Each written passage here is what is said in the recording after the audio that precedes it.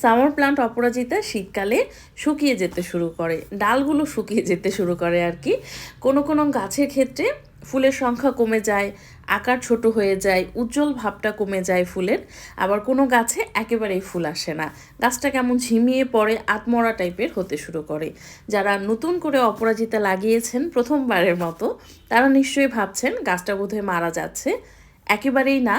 শীতের সময়টায় অপরাজিতা শীতনিদ্রায় চলে যায়, নিজেকে একটু গুটিয়ে ফেলে, গ্রোথ কমিয়ে দেয়।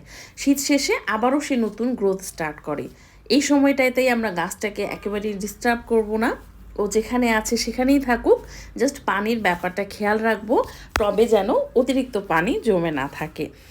তাহলে শীত শেষে আমরা প্রুনিং করব বা হার্ড প্রুনিং করব যেই গাছের যেমনটা প্রয়োজন, এবং কিছু কম্পোস্ট দিয়ে দেবো টবের মাটিতে, দেখবেন গাছ নতুন করে আবারও গ্রোথ স্টার্ট করবে।